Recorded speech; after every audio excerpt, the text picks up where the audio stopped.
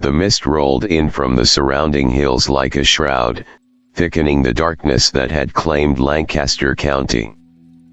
The chill of early autumn was more than just a precursor to winter, it was an omen, a harbinger of the dread that had begun to seep into the very soil of the land. The sun had not fully set, but the skies were already cloaked in a grim twilight that seemed to hold its breath, waiting for the horrors yet to unfold. It started subtly, as these things often do. The sickness arrived like a whisper in the night, carried by the wind and the gossip of townsfolk.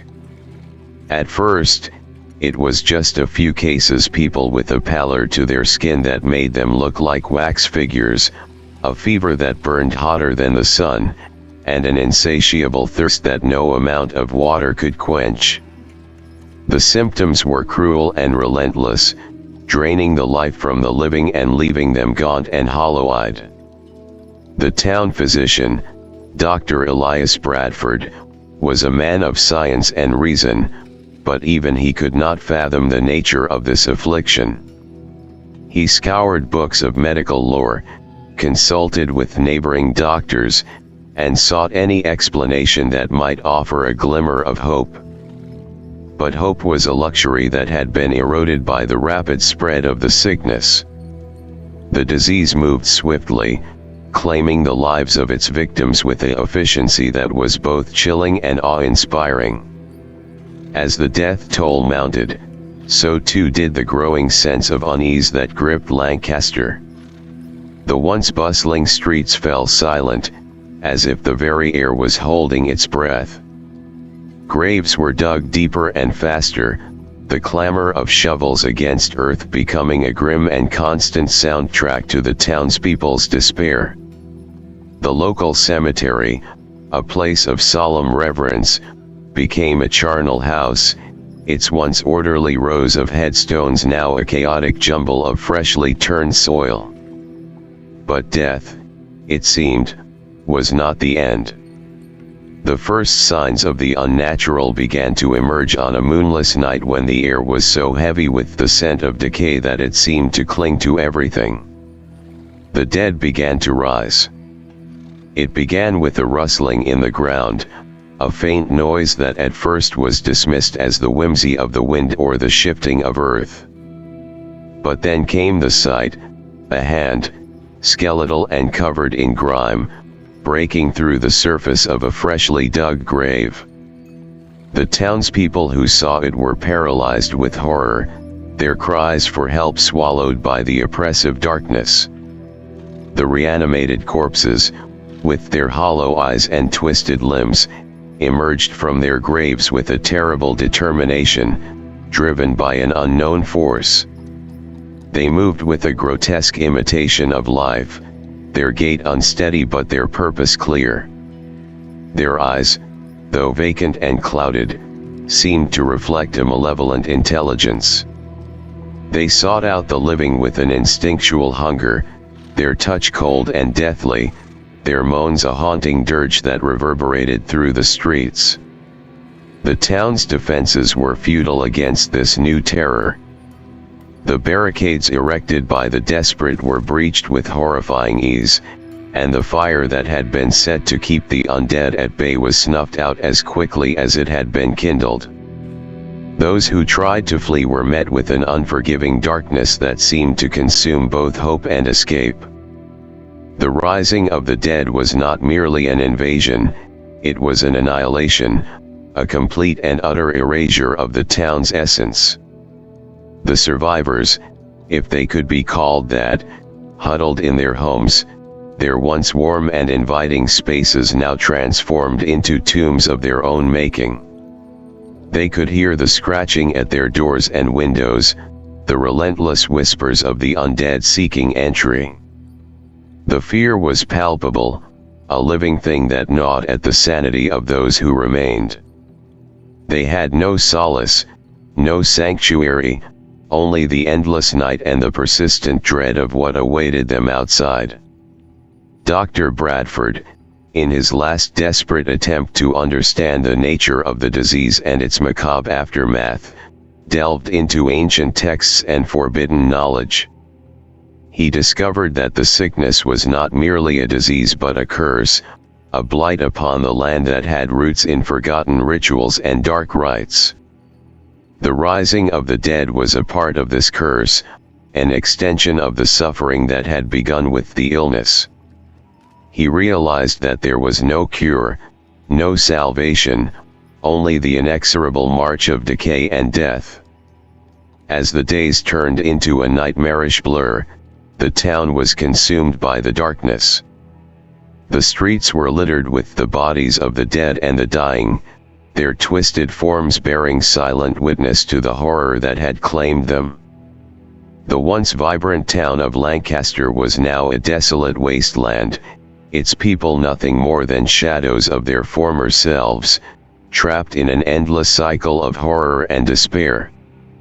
The rising of the medically deceased was not merely a plague, it was the final, irrevocable curse that sealed the town's fate.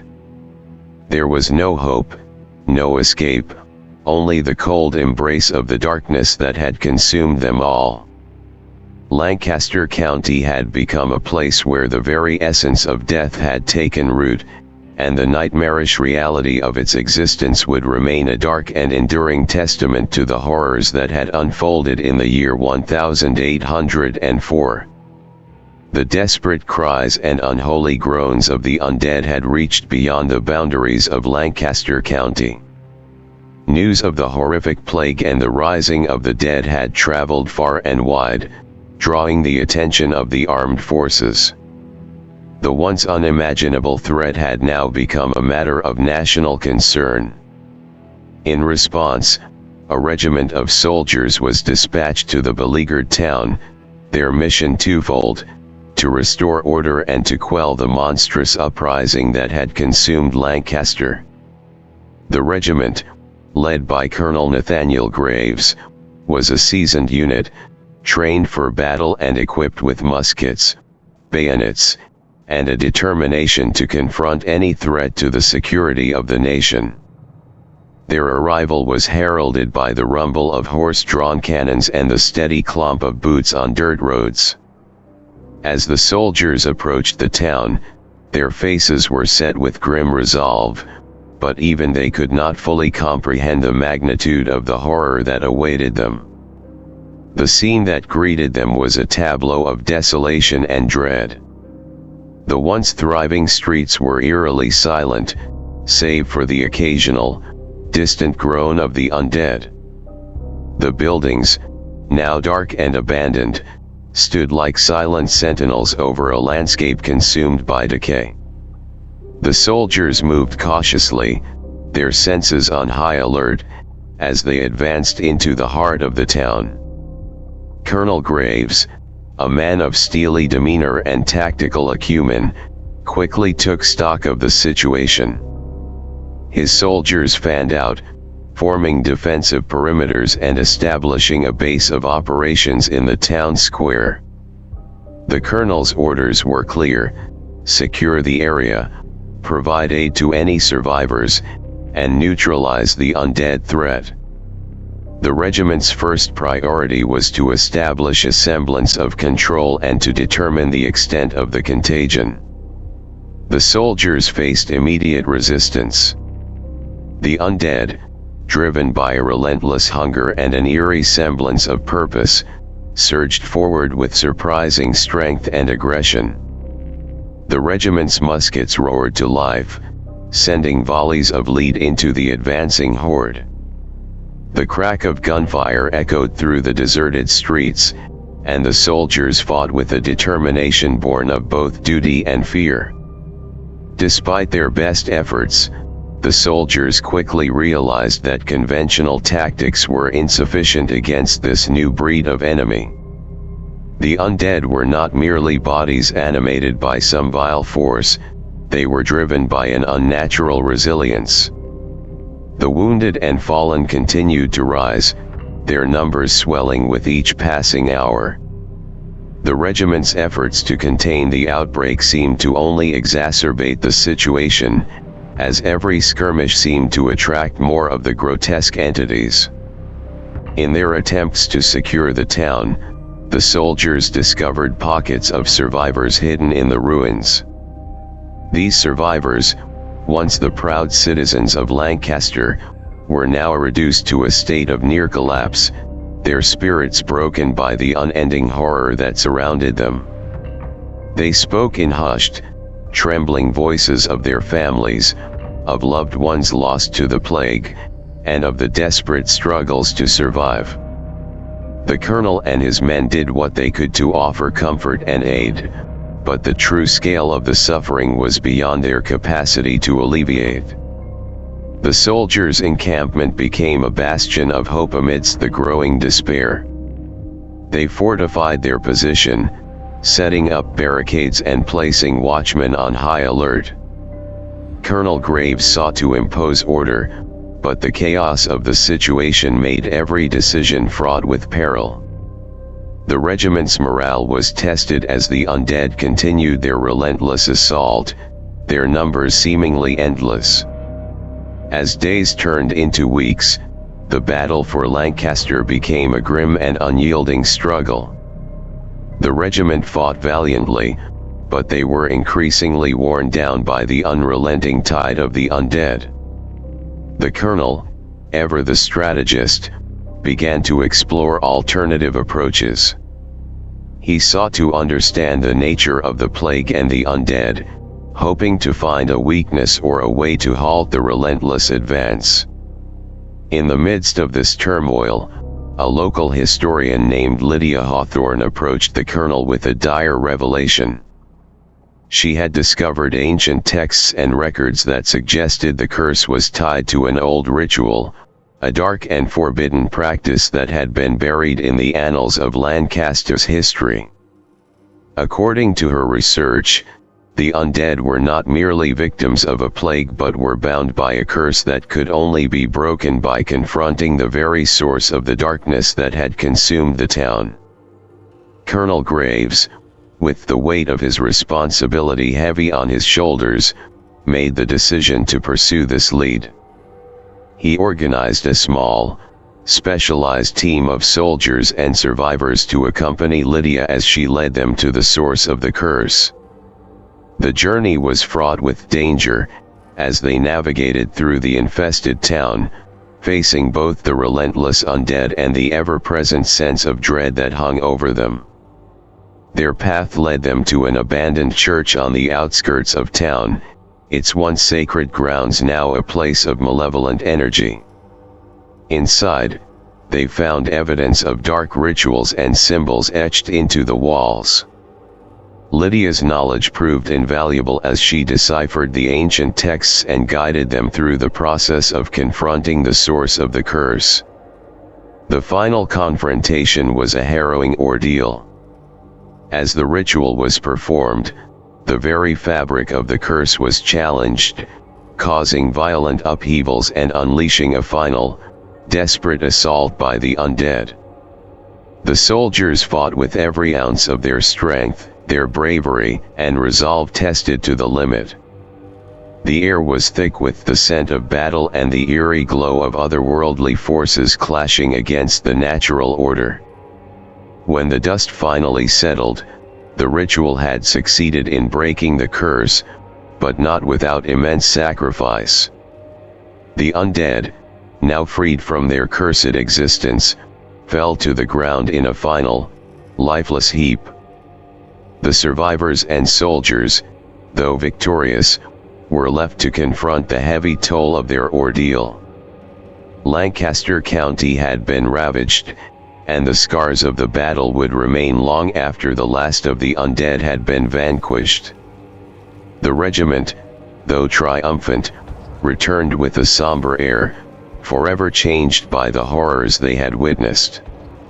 Lancaster, once a place of community and life, was left in ruins, a testament to the darkness that had nearly consumed it. The armed forces had managed to bring an end to the terror, but the cost had been profound, and the memories of the plague and the undead would haunt them for years to come. In the aftermath of the horrific events that had befallen Lancaster County, a somber silence hung over the town. The once thriving community lay in ruins, its streets strewn with debris and the remnants of a battle fought against an unimaginable evil. The armed forces, having quelled the uprising of the undead, had left behind a town grappling with the enormity of its loss and the daunting question of whether such a nightmare could ever return. Colonel Nathaniel Graves and his regiment, though victorious, had left a heavy burden of responsibility upon the shoulders of the town's remaining leaders. The survivors, now the custodians of a grim legacy, faced the daunting task of piecing together their shattered lives while addressing the question that loomed over them: could such an event happen again? The town's leadership, including the surviving members of the town council and local notables, convened in the wake of the disaster. Their meeting was held in what remained of the town hall, its once grand interior now a stark reminder of the destruction that had occurred. The atmosphere was heavy with grief and uncertainty as they gathered to deliberate on the next steps. The survivors were haunted not only by the immediate devastation but also by the gnawing fear of a possible recurrence. They faced an overwhelming task: to document and report the events to the United States government, detailing the plague and the subsequent uprising of the undead. The goal was to ensure that such an occurrence would be understood, recorded, and, hopefully, prevented from ever happening again. A committee was formed, led by Lydia Hawthorne, the local historian who had played a crucial role in uncovering the origins of the curse. Her expertise was invaluable as she guided the committee in compiling a comprehensive report. They interviewed survivors, gathered eyewitness accounts, and sifted through the remnants of the dark rituals that had been discovered in the abandoned church. The report aimed to present a thorough and accurate depiction of the events, providing insights into the nature of the plague, the behavior of the undead, and the measures taken to combat the threat. As the committee worked tirelessly, their task was complicated by the ongoing fears and superstitions of the townspeople. Rumors and whispers circulated about the possibility of the curse returning, fueled by the uncertainty that hung over the town. Some believed that the darkness had been merely postponed, waiting for a moment to resurface. These fears were compounded by the unsettling knowledge that the origins of the curse had been tied to ancient rituals and forbidden knowledge. The report, once completed, was a comprehensive and chilling account. It detailed the progression of the plague, the nature of the undead, and the desperate measures taken by both the townspeople and the soldiers to contain the outbreak. It included first-hand accounts of the horrors faced, the sacrifices made, and the ultimate resolution of the curse. The report also highlighted the need for further investigation into the origins of the plague and the potential risks associated with ancient, dark rituals. The document was submitted to the United States government, accompanied by a plea for assistance and a call for further research.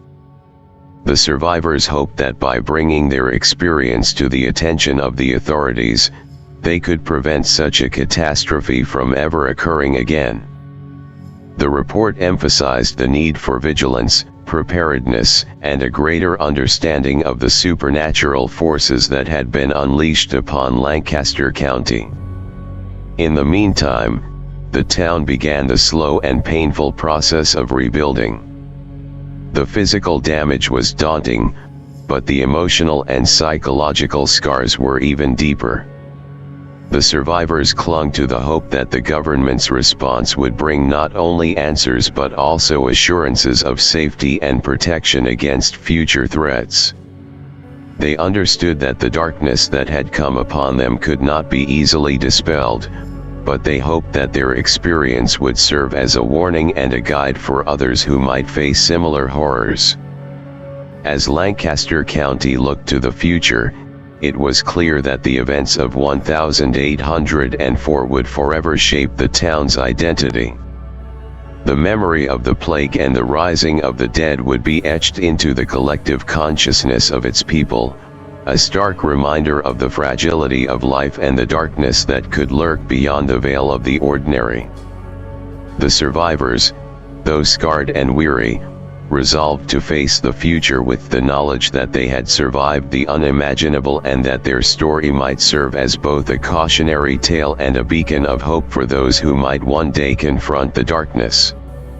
As the report from Lancaster County made its way to the United States government, it arrived amidst a wave of skepticism and doubt. The extraordinary nature of the events described, plague, undead rising from the grave, and dark rituals seemed to stretch the bounds of believability. To many in positions of power and influence, it appeared to be a tale of horror too fantastical to be entirely true. Yet, the sheer scale of the tragedy and the persistence of the survivors in presenting their case compelled a measured response. In Washington, the report was met with a mix of disbelief and concern. The government officials, while skeptical, recognized the need for a response. The idea of a supernatural plague and the reanimation of the dead was outside the realm of conventional science and military doctrine, but the urgent nature of the situation demanded action. The possibility that such a threat could be real and the potential implications for national security could not be ignored. Under the directive of the Secretary of War, a contingent of specialists was dispatched to Lancaster. This team included not only military personnel but also scientists, doctors, and historians, individuals with the expertise to investigate the claims made in the report. Their mission was to assess the situation firsthand, verify the details, and determine if any further measures were required. Colonel Graves, having been deeply involved in the initial response, was assigned to assist the new contingent. His experience and first-hand knowledge of the events provided a crucial perspective as the new team arrived in Lancaster. The town, still grappling with the aftermath of the plague, received the new arrivals with a mix of hope and skepticism. The survivors, though weary and traumatized, were eager to share their experiences and any evidence that might support their claims. The new team began their investigation by inspecting the sites mentioned in the report: the cemetery, the abandoned church, and the remnants of the dark rituals. They conducted detailed examinations of the graves and the areas where the undead had been encountered. The team also interviewed survivors and soldiers, cross-referencing their accounts with the findings from their investigation. Despite the rigorous efforts of the specialists, the task of verifying the supernatural elements of the report proved challenging. The evidence of the curse and the dark rituals was circumstantial, and the physical remains of the undead had been largely cleared away or deteriorated. However, the accounts of the survivors and the observations of the military personnel provided a compelling, if incomplete, picture of the horrors that had occurred. In response to the findings, the government decided to provide further support to Lancaster County, albeit with a degree of caution. Additional resources were allocated to assist with the town's recovery and to establish a more permanent presence for monitoring and research. This included the establishment of a small outpost to keep an eye on the town and to ensure that any residual threats were addressed promptly. The government also funded an ongoing investigation into the origins of the plague and the supernatural elements described in the report. This effort was spearheaded by a new group of researchers specializing in occult studies and paranormal phenomena. Their goal was to uncover any hidden threats and to develop strategies for dealing with potential future occurrences. In Lancaster, the arrival of further support brought a glimmer of hope, but it also underscored the gravity of their situation. The town was slowly beginning to rebuild, but the scars of the plague and the terror of the undead remained fresh in the minds of its residents. The continued presence of military and research personnel offered some measure of security, but the town's leaders and survivors remained vigilant, knowing that the darkness they had faced might one day return. The government's response, while cautious, signaled a recognition of the potential for future threats and a commitment to understanding the events that had unfolded in Lancaster. The town's experience served as a dark reminder of the fragility of human civilization and the ever-present possibility of encountering the unknown. As Lancaster moved forward, its people carried with them the knowledge that their story had been heard, and that the vigilance of the nation might offer some measure of protection against the shadows that lingered just beyond the edge of the known world. With the arrival of additional support and the ongoing investigations into the supernatural events that had ravaged Lancaster County, the town began the slow and arduous process of recovery. The military presence, combined with the efforts of researchers and specialists, helped to stabilize the situation and provided a modicum of safety for the beleaguered survivors. Colonel Nathaniel Graves, now a key figure in the town's rebuilding efforts, worked tirelessly alongside the townspeople to restore order and rebuild what had been lost. The new outpost established by the government offered a base for continued vigilance, ensuring that the dark forces that had once plagued Lancaster were kept at bay. The additional resources allocated to the town were instrumental in addressing the immediate needs of the survivors and in beginning the reconstruction of the physical and emotional fabric of the community. Despite the overwhelming challenges, the people of Lancaster began to see glimmers of hope. The scars of the plague and the terror of the undead were not easily forgotten, but the resilience of the survivors and the support from outside helped to forge a path forward.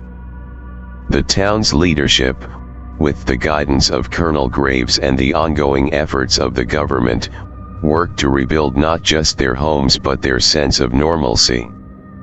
The report submitted to the United States government served as both a record of the horrors endured and a cautionary tale of the potential for future threats. The continued research into the origins of the plague and the dark rituals remained a priority, with the aim of uncovering any lingering dangers and preparing for any future occurrences. The government's response, while cautious, signaled an acknowledgement of the need for preparedness and vigilance in the face of the unknown. As the months passed, Lancaster began to emerge from the shadow of its darkest days. The town, forever marked by the events of 1804, became a symbol of both the fragility and the strength of the human spirit. The survivors, though scarred and haunted by their experiences, found solace in the knowledge that their story had been heard and that efforts were being made to understand and prevent such horrors from recurring. The memory of the plague and the rising of the dead would remain a somber chapter in Lancaster's history, a stark reminder of the darkness that could lurk beyond the veil of the ordinary. Yet, it also became a testament to the resilience of those who faced the unimaginable and the collective determination to rebuild and move forward. Lancaster County, though forever changed, looked to the future with a cautious hope. The darkness that had once consumed it had been driven back, but the vigilance and preparedness instilled by the events of 1804 would ensure that the town remained ever watchful against the encroaching shadows. And so, the tale of Lancaster County became a legend, a chilling reminder of the unknown forces that could threaten even the most serene of places, and a testament to the enduring strength of those who face the darkness and emerge into the light. As the year drew to a close, Lancaster County lay in a fragile state of recovery. The new year brought with it a tentative hope for renewal, even as the scars of the past lingered. The town had endured unimaginable horrors, but it had also witnessed the strength and resilience of its people. Colonel Nathaniel Graves, now a revered figure in Lancaster, prepared to depart, his mission complete. He had overseen the initial stabilization of the town and the establishment of a permanent outpost to monitor any residual threats. His presence had been a beacon of leadership during the darkest days, and his departure marked the beginning of a new chapter for the town. The survivors, guided by their enduring spirit and the support they had received, began to rebuild their lives with cautious optimism. The physical restoration of Lancaster was slow but steady. Homes were repaired, businesses reopened, and the community, though forever marked by the events of 1804, began to reclaim its sense of normalcy. The government, acknowledging the severity of the events, maintained a watchful eye on Lancaster and continued to fund research into the plague and the dark forces that had beset the town. Though skepticism had tempered their response, the need for preparedness against such unprecedented threats had become clear.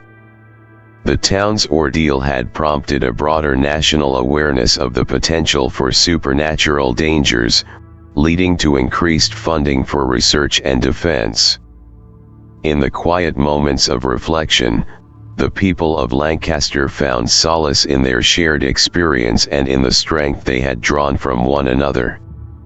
The dark days of the plague were etched into their collective memory, but they also stood as a testament to the resilience of the human spirit. The last remnants of the cursed plague were buried in the annals of history, leaving behind a town forever changed. The survivors carried forward not just the memory of their suffering but also a renewed sense of hope and determination. The tale of Lancaster County became a legend, a story of horror and survival, of darkness confronted and overcome. As the sun set on the final day of the year, casting a warm glow over the recovering town, Lancaster looked to the future with cautious optimism. The shadows of the past had receded, and though they would never be forgotten, they had been pushed back by the light of resilience and hope. And so, Lancaster County moved forward, its people united by their shared ordeal and their unwavering resolve to face whatever the future might hold. The darkness had been faced, and though it had left its mark, it had also given way to the promise of a new beginning.